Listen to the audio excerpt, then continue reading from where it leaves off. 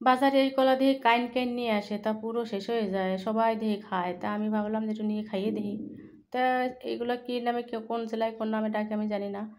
তা আমরা বিসি কলাও বলি, দয়া কলাও বলি। তো হ্যালো গাইস, আসসালামু আলাইকুম। নিয়ে এলাম 4টা দয়া কলা। দয়া কলাগুলো আমি ভালো করে আগে ধুয়ে নিচ্ছি। ধুয়ে আমি এভাবে পিস করে কেটে নিব। ওরে আল্লাহ, আমার হাত কেটে যাবে না। তো পিস করে কেটে আমি সিদ্ধ করে নিলাম। আমার সিদ্ধ হয়ে গেছে। খোসার উপর থেকে ফেলে দিব। এই যে এই মানুষ দেখি এই কলা নিয়ে বিচি সহ রান্না করে খায়। তো বিচি বাছবো না আমি ভাত খাবো? তো আমি একটু অন্যরকম রান্না করব। যাই হোক, তো আমি কলার ছোলাগুলো ফেলে দিয়েছি, মাঝখান থেকে একটু পিস করে নিব, যেহেতু কলাগুলো এখনও গরম। তো পিস করে নিয়ে আমি বিচিগুলো ফেলে দিব। যতটুকু সম্ভব আমি হাত দিয়ে বিচিগুলো ফেলে দিব। তো আমি বিচিগুলো ফেলে দিতে শুরু করলাম। যতটুকু পারি আমি ফেলে দিব। তো গরম মানে যখন একটু হালকা গরম থাকে তখন করে নিতে হয়। একটু ধৈর্য সহকারে কাজটা করতে হবে। আর একদম ঠান্ডা হয়ে গেলে না কলাগুলো শক্ত হয়ে যায়। তো যাই হোক, আমি যতটুকু পেরেছি আমি নিয়েছি। এইগুলো হচ্ছে বিচি। তো এগুলো দেখলে কেমন লাগে? তো সবগুলো ছাড়িয়ে নিয়েছি। একটা মানে অনেকগুলোই হয়েছে। তো যাই হোক, আমি আজকে চিংড়ি মাছ দিয়ে রান্না করবো। অনেকে রান্না করে বড় মাছ দিয়ে।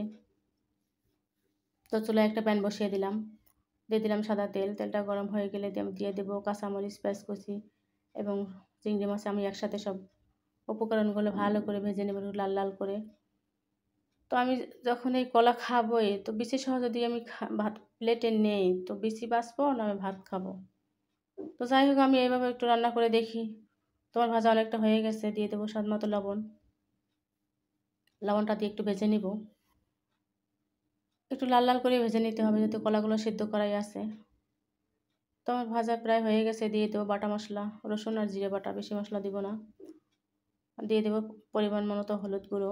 দিয়ে মশলাটা ভালো করে কষিয়ে নেব। একটু পানি দিয়েও কষাবো। তো আমার এই যে একটু পানি দিয়ে কষানো, তো পানি দিয়ে আমি ভালো করে মিশিয়ে দিয়ে আর একটু কষিয়ে নেব। তো আমার হয়ে গেল কষানো। এখন আমি আগে থেকে বেছে রাখা কলাগুলো দিয়ে দিব। কলাগুলো দিয়ে ভালো করে মিশিয়ে নিব। ও দেখো, তারপর বিচি রয়ে গেছে। এই বিচি খালি পটপট করে ফুটবে না। তো আমার মেশানো হয়ে গেছে। একটু পানি দিয়ে আর একটু কষিয়ে নিব ভালো করে। তো আমি দিয়ে দিলাম কিছুটা পানি। ঝোল রাখবো না আমি। তো পানি দিয়ে কষানো প্রায় আমার শেষের দিকে। তো হয়ে গেল আমার কলা রান্না, বিচি কলা দয়া